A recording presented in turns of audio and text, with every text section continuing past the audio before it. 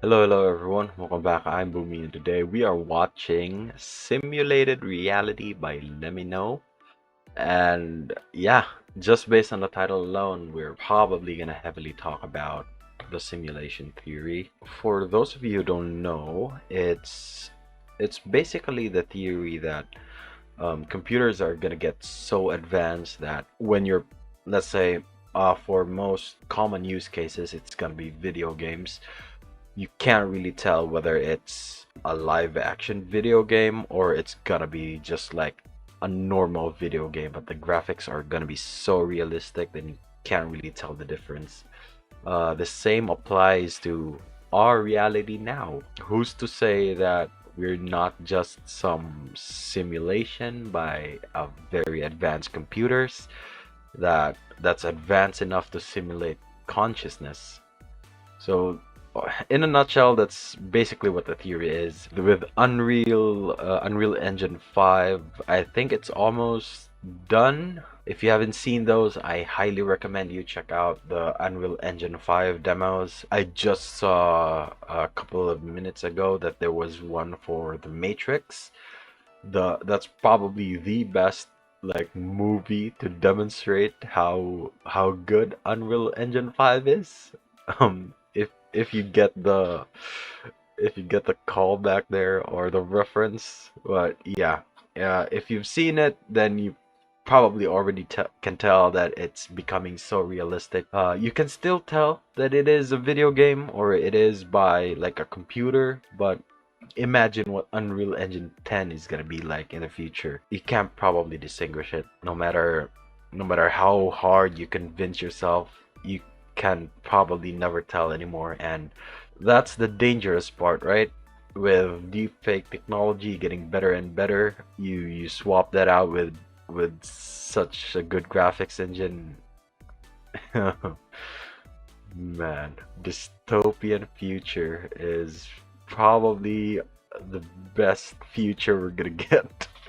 Well, yeah, this is gonna be a very exciting topic for me. I, for one, am a subscriber of the simulated reality theory or simulation theory for short. Again, we can probably never prove this until we like advance high enough to create our own simulations. Then people will start to think, right?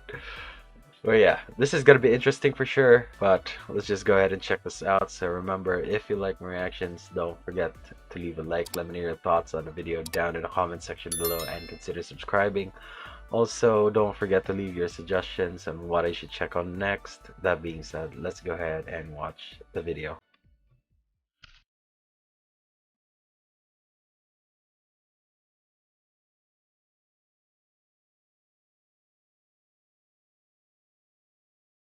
Yep, there you go, The Matrix. Have you ever seen The Matrix? Mm-hmm. Chances are that you have. It's a rather popular film. In one particular sequence, the protagonist Neo is presented with a conundrum: the red pill or the blue pill. A Yep. choice between learning the absolute truth behind reality and the blissful ignorance of illusion. Neo eventually decides to take the red pill and does indeed learn the truth, as horrifying as it may be. He learns Yep. that he's been living inside a simulation this whole time, and he's now finally experiencing true reality. At least, that is what you, the viewer, is led to believe, but an aspect that is somewhat dismissed is that the red pill doesn't grant you knowledge of reality as much as it completely eradicates any distinction between real and fake. Let me ask you Mm-hmm. this: when watching the movie, did you ever question if the supposed true reality that Morpheus and the gang exist within is actually true reality? Especially with the ending of the Matrix, it was very vague, right? Probably the most popular theory is that they are still in the Matrix. It's just that they're like one layer higher now, but they're still pretty much deep in the Matrix. So yeah, with the Matrix movie, I think it is Matrix 4 that's coming out. I think next year, if I'm not mistaken. Okay, I wasn't really like tracking the Matrix, but yeah, this is a very topical thing to discuss now. So it's gonna get very the parallels between the Matrix and this video is probably gonna be heavy, and a lot of you who don't know about the simulation theory are your mind's gonna get turning after this video probably. What's to say that they are not inside a simulation Mm-hmm. themselves? I mean, Yep. up until this point, the Matrix was just as real as this newfound reality. If True. anything, the Matrix only proves that knowing what reality is and is not is an impossibility. And this could potentially go on for infinity, never Mm-hmm. reaching any sort of true, actual reality, if that even exists. Just a simulation within a simulation within a simulation within a simulation within a Ah, simulation. Yeah, that was and such a good so on, intro for this and so topic. on, and so on. This video is not really about the Matrix per se, but it's hopefully a digestible introduction to the profound and intricate topic of this video. Ah, I love this subject so much. The idea that When it comes to like supercomputers, it's either we're gonna touch up on Jupiter brain or a Matryoshka brain. Was it a Matryoshka brain or Matryoshka world? Um, the Matryoshka one is basically how do you call this? It's like a Dyson sphere. It's like a whole computer surrounding a star. So basically, it uses all the star's energy to like do its intense amount of calculations. And a Jupiter brain is basically like a computer, but it's an entire planet. So yeah, this is gonna get wild. the universe and reality itself could be a simulation is not something new. We can trace similar ideas as far back as the time of ancient Greece, when numerous philosophers around the world alluded to the idea that reality could be an illusion. Chinese philosopher Zhang Zhu compared his own existence to that of a dream in which he believed himself to be a butterfly. He questioned the distinction between reality and a dream if Hmm. both could seem equally real. Another example is Plato's Yeah, allegory I was about to bring this up. Plato's allegory of the like people in caves. of the cave. The first You part know, goes like this. I'm gonna let Lemmino Imagine a explain this. cave where people have been imprisoned since birth. They are chained in such a way that they are forced to constantly gaze upon the wall in front of them. They cannot look around the cave, at each other, nor at themselves. All they know is this wall and nothing else. Behind them there's a fire, and between the prisoners and the fire there's a walkway. When people walk between the fire and the prisoners, shadows are cast upon the Shadows. wall. Because the prisoners doesn't know anything else, they believe the shadows to be real, actual entities of their own.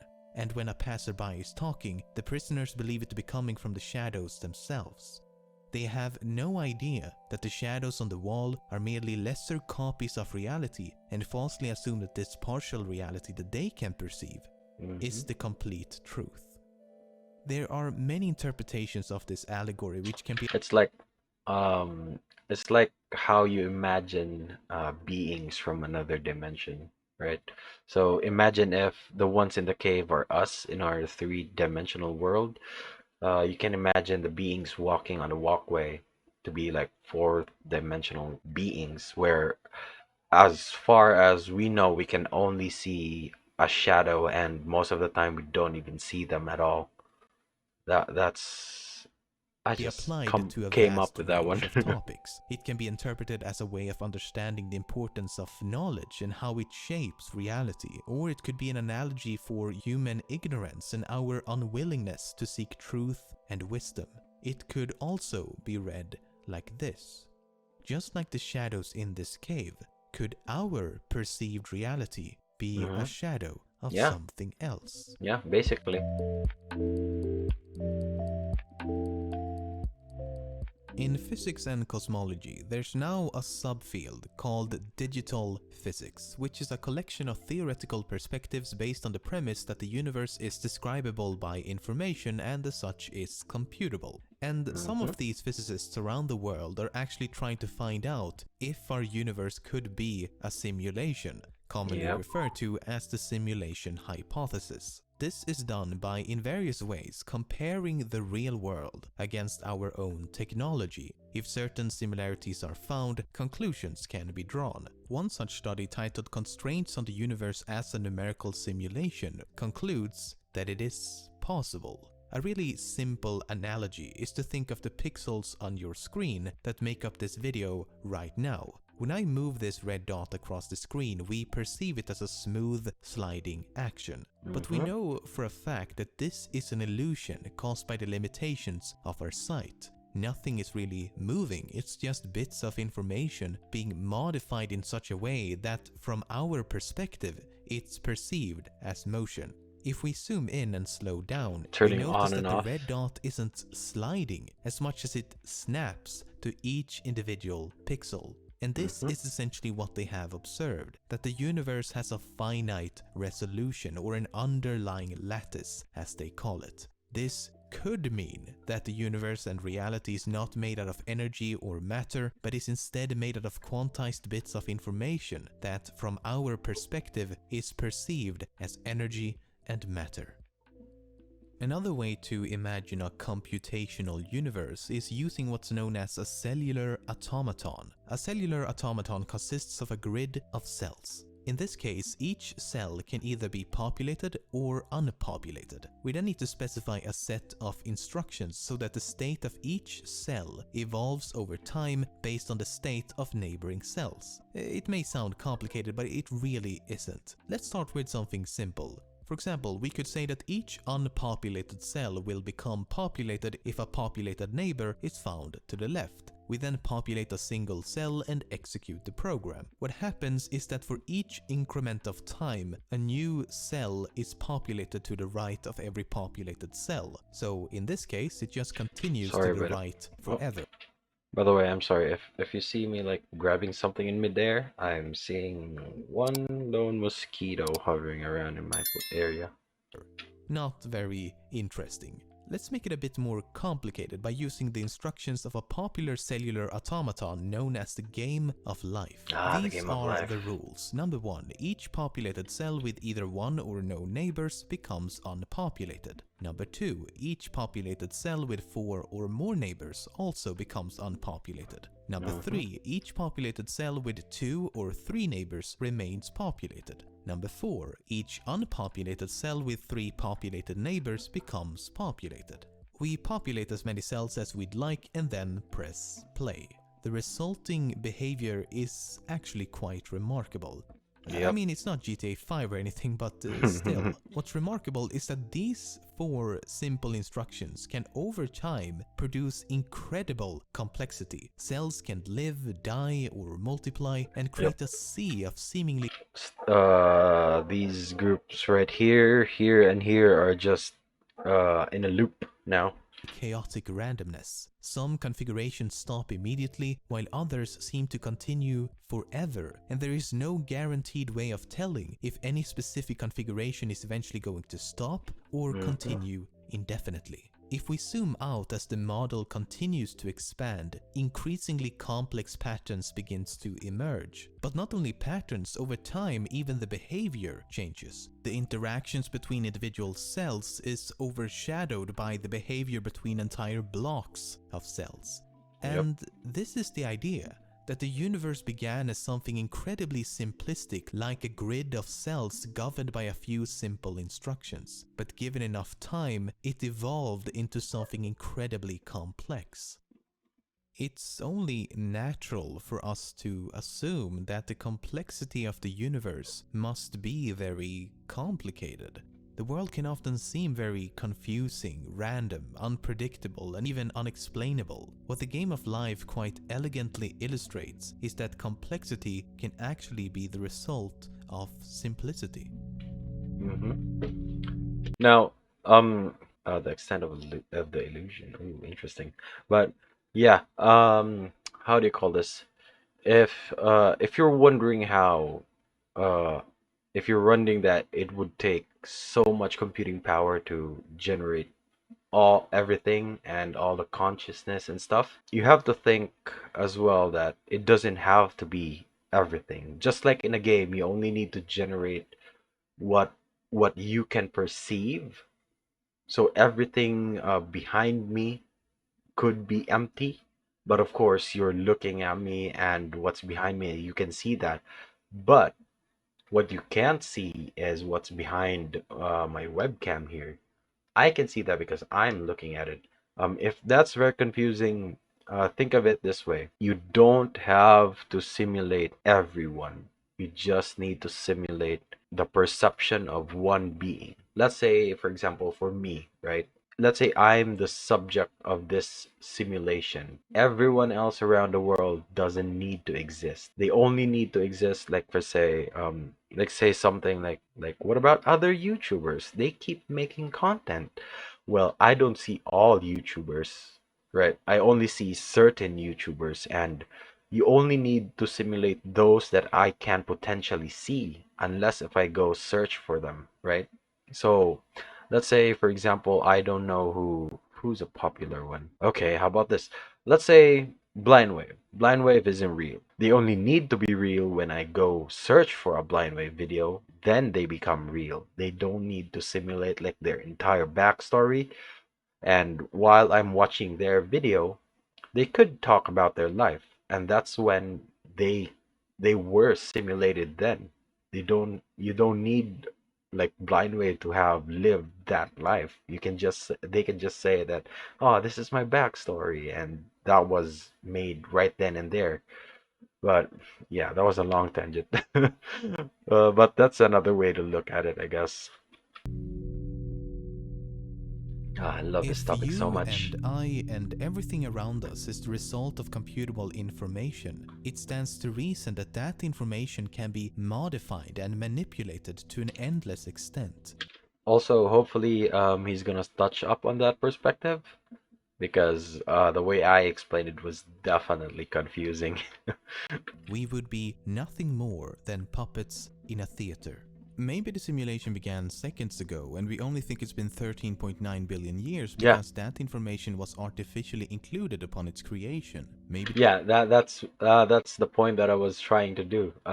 You only think that everything happened because that's what was programmed for us to think, and it was just made like a couple of seconds ago or minutes ago. But you just think that your whole life has passed because that's what was programmed for you. the universe is really, really tiny and all distant celestial bodies are simplistic renditions to create the Hmm. illusion of enormity. Maybe nothing physically exists until we observe its existence. Perhaps detail and complexity is added when it's needed instead of being constant and absolute. Perhaps Hmm. discovering that this is all a simulation is part of the simulation. Perhaps this is Looking at those guys working in a lab, right? You can think about the bacteria, right? We know that they exist now, but people before don't know shit about bacteria. So to them, they might as well not have existed, but obviously they have because they affect our day-to-day lives. But to them, does it really matter? If you don't know they exist, does it really matter if they are indeed in our body? So yeah, we've only known them because we looked for them. Discovering that this is all a simulation is part of the simulation. Perhaps this isn't the first iteration of the universe and someone Hmm. could be pressing the off switch right now. Such a good cut Don't get there. me wrong, all of what I just said is absolutely Black hole. insane. But that's kind of my point. If we accept the simulation hypothesis, we also accept that literally anything is possible and that nothing can be determined. Hmm. Imagine that we somehow found definitive proof. So for the sake of argument, let's say we escaped the simulation. Then I think we could all agree that we would know that it's a simulation, right? Hmm. But we still wouldn't know if our escape from the Yeah. simulation was simulated in and of itself. In Hmm. other words, we could Another still layer. be inside the simulation. That probably, with that explanation, the first thing that probably came to most of yours minds is Inception, because that's basically how it works. You'll never know how deep you are in a simulation. It's a so-called infinite regress issue, which means that any evidence we find or knowledge that we obtain could just as well be simulated in and of itself, including any evidence that it's not a simulation. As the extent of the illusion cannot be determined, nothing can be determined. True. In the first draft of this script, I addressed many radical ideas surrounding the simulation hypothesis, but as it can all be nullified by asking what if it's part of the simulation, it's Doesn't really matter. not that interesting.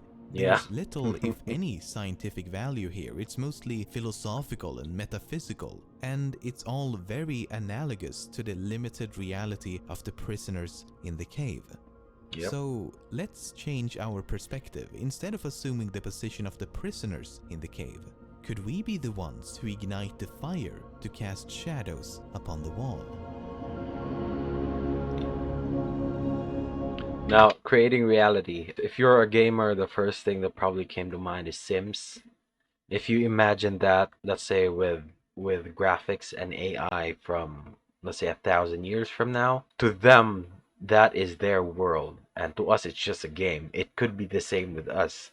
When it comes to time, when you think about time, you may say that it's running very, very slow, but then again, it is just our perspective. What if for us we're living like, say, 100 years per human, but to the one outside playing us as if we're Sims, it could have just been like, let's say, a couple of minutes their time, right?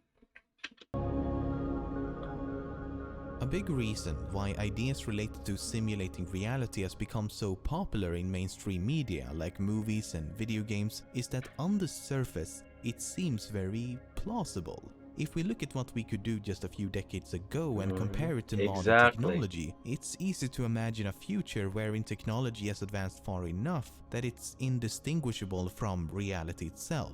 And while there's nothing that explicitly prevents that from happening in the future, there are definitely limitations to what we can and cannot do. Over the past half century, the processing power of computers has doubled every 2 years, which is an observation known as Moore's Law. But this growth won't continue forever. In fact, it's already begun to slow down. It's now closer to 2.5 or even 3 years. The reason for this decline is due to the physical limits of computation. Computers are fantastical and can do incredible things, but they are not magical. The speed at which they process information and the amount of information they can process is, like everything else, governed by the laws of physics. No, again, we are only limited to the size that we are working on, if you think about it. Who's to say that PCs in the future don't stop being like things that you can carry? We're probably like in the pursuit of better and better processing power. We are probably gonna go back to like room-sized PCs. Now, that doesn't sound very appealing, but I know a lot of people who'd go for that if that means they can play their video game in a very realistic way and, let's say, in what, 8K or more Ks probably of resolution and in ultra graphics and such. So yeah, it's just gonna be how big we're willing to go with our PCs at that point. For example, we will never, regardless of any potential futuristic technology, be able to accurately replicate anything down to every single molecule, atom, and fundamental particle. And the strange world of quantum mechanics is to blame. There are many reasons why quantum mechanics makes this impossible, but one great example is the uncertainty principle.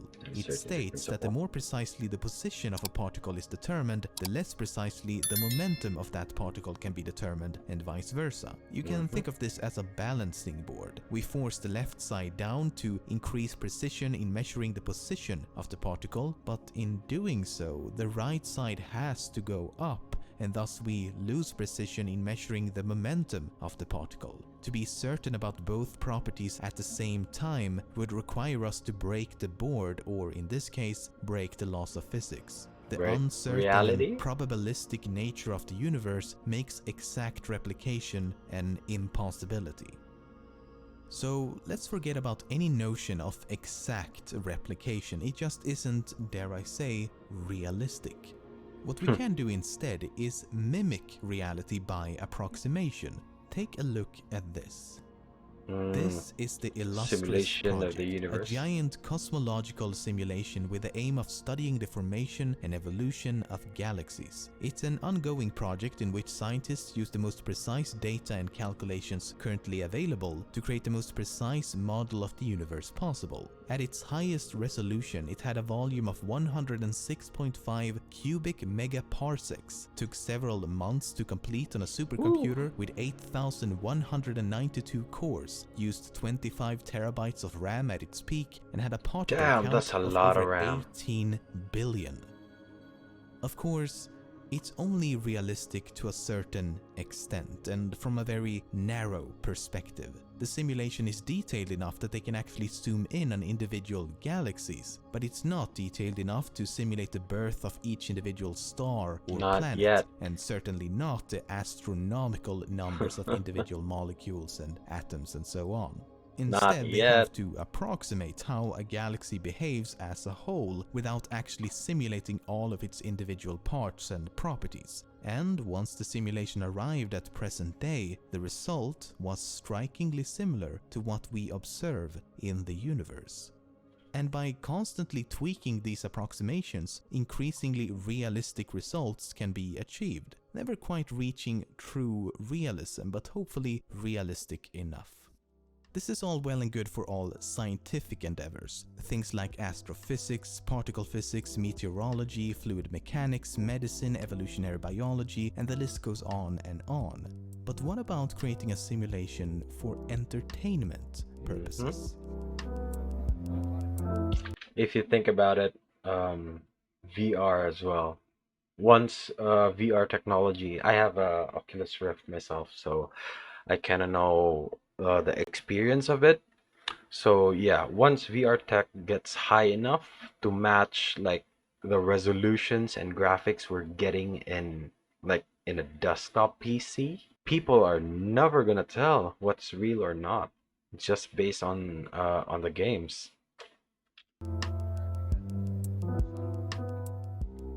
So far, I've only talked about simulations as self-contained systems. You write some code, press execute, and hope for the best.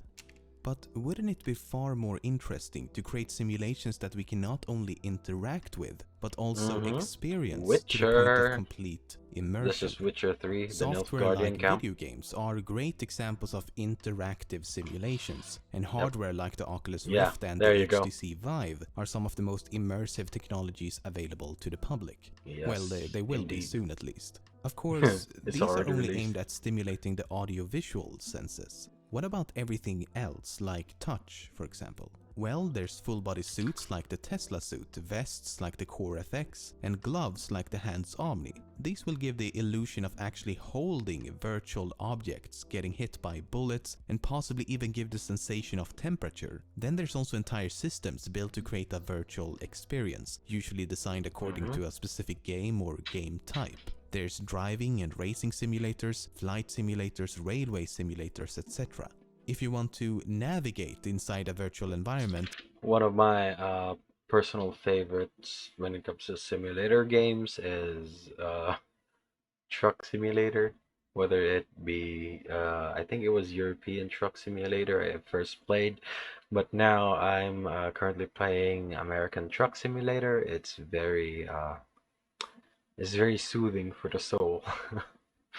It's a way for me to drive around but not actually waste gas. So basically, I'm trading in electricity for gas. your best option at the moment is something like the Virtuix Omni.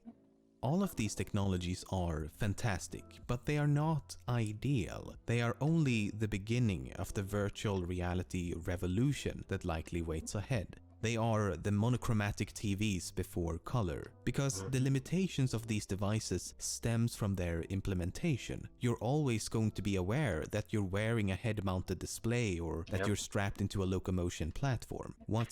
So in this way, he's probably, hopefully, gonna touch up on the nerve gear. If you're unfamiliar, it's like the headset that you wear in the show Sword Art Online that basically connects to your brainwave. So you basically like fall asleep in real life while your mind is in like the game playing it. It's eventually going to replace these mediating technologies to create a truly immersive experience, our BCIs, Brain brain-computer computer interfaces. interface. Yep. Research on BCIs began in the 1970s, and since then the technology has come a long way. So far, the focus has mostly been on repairing cognitive and sensory motor functions. As an example, neuroprosthetics are prosthetic limbs that can be controlled by a person's brain. People who's lost an arm and hand can now get a robotic prosthesis that they can control using sensors implanted in their brain. BCIs can also be used to allow paraplegics to walk again and help people with many types of paralysis. From Hmm. an entertainment perspective, you can truly see its potential when combined with virtual reality. The Yep. Emotive Epoch is a publicly available BCI that you can actually use to play games with your mind. I mean, it's not perfect, it's actually far from perfect, but come on. You just Yeah. cannot complain when someone has quite literally invented mind control. And Hmm. better yet, in 2014, the first Just give it time, brain-to-brain man. communication was achieved Give it between time. two people via the internet. In other words, telepathy is now becoming a Hmm. reality. I mean, Neuralink is working hard on this. Well, primarily to fix, like I said, was it paraplegics? Yeah, so the first applications is gonna be medical, of course, but when this hits like the general consumer, you bet somebody's gonna make a game for it, especially when it's gonna be available.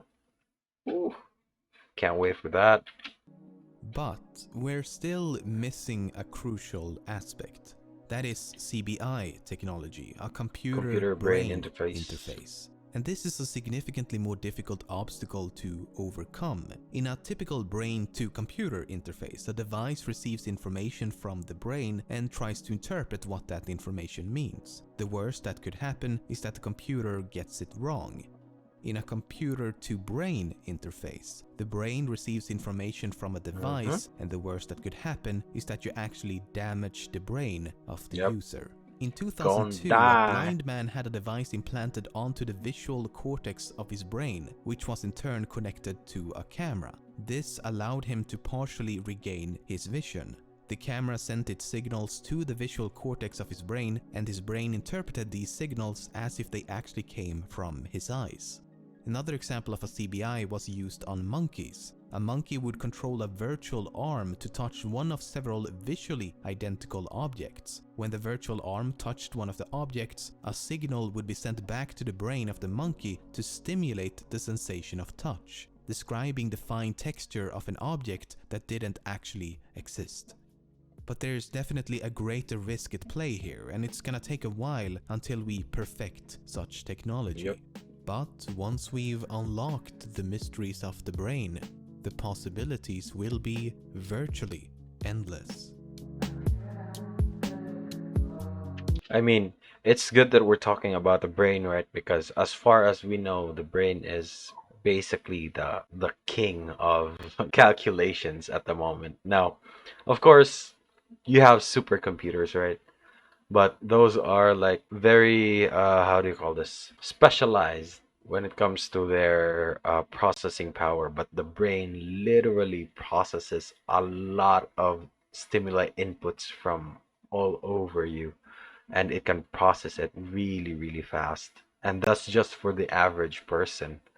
We're not even talking about like specialized person who knows a specific field and they can process a lot of that information.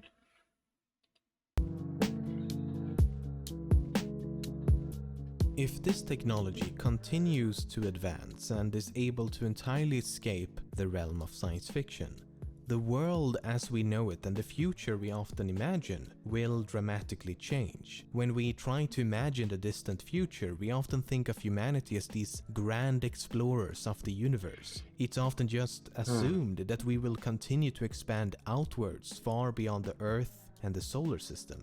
Of Is course, this is this under the Venus? optimistic assumption that no apocalyptic events takes place and that we steadily continue to progress and innovate. Almost every non-apocalyptic futuristic science Oh fiction man. tale describes humanity as a species that will expand outwards. And maybe that's true. But when this technology turns into reality, why would you want to? A powerful virtual reality could allow us to do anything and everything. No fear of harm or death, no irreversible consequences for your actions, no physical limitations. The ability Anything. The ability to do anything. Now, this comes back again to Inception, right? You've seen where they were trying to recruit the chemist. There are a lot of people there who dream for a majority of the time, who just as they say, they go there to be woken up. So that basically means that for most of their time they are asleep dreaming and they want to be woken up. So it's kind of a bit of the opposite, right? So yeah, very interesting shit. to customize and manipulate the world around us to fit our personal needs and preferences. Just like in a dream, maybe it's possible to manipulate the brain's sense of time. Real-world minutes could turn into virtual years. Could that Yes. be why the universe can seem so Oh man, the first thing that comes to mind is, was it Blitz and Chips? Blitz and Chits from Rick and Morty? The what's the name of the game? Was it Roy? Where everyone else is seeing like Morty grow up from basically a toddler to an old man until he died, and it was just a couple of minutes in there in like in real time. lifeless, even though it's been around for such a long time. Perhaps every civilization that reaches a certain technological maturity realizes that expanding outwards to explore the universe is pointless when expanding inwards using technology allows you to do so much more. I've never made a video like this before, a video heavy on speculation and even touching on some philosophical questions. Hopefully you don't think I've gone completely insane. It's No, so difficult to make a video yes, about so these good. topics without sounding like you have some sort of religious faith in the Matrix Yep. waiting for Morpheus to come down from the heavens. It's far-fetched, highly speculative, and mostly just fun to think about. Yeah, it is indeed fun. All right, guys, that was the simulated reality. Another really good video by Lemmino. Damn, man.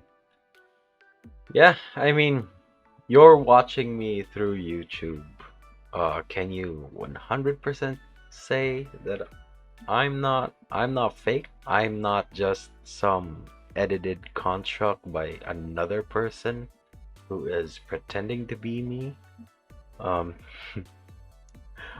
can you really be sure that I am not just an avatar? Well, well, you can be sure that nobody makes an avatar this ugly. That is sad. Oh man, but yeah, think about it. Are you real? Are you not? What's real? What's not? But yeah, keep them all to yourselves, else you're gonna sound crazy to the rest of your friends and family, maybe. Amazing video as always. But that's gonna be it for me today, guys. Link to my Twitter is down in the description below. Go check it out if you want to. And if you're new here and enjoyed the video, don't forget to leave a like. Let me know your thoughts in the video down in the comment section below, and consider subscribing. Also, don't forget to leave your suggestions and what I should check on next. That being said, thank you so much for watching, and I'll see you all next time. Bye!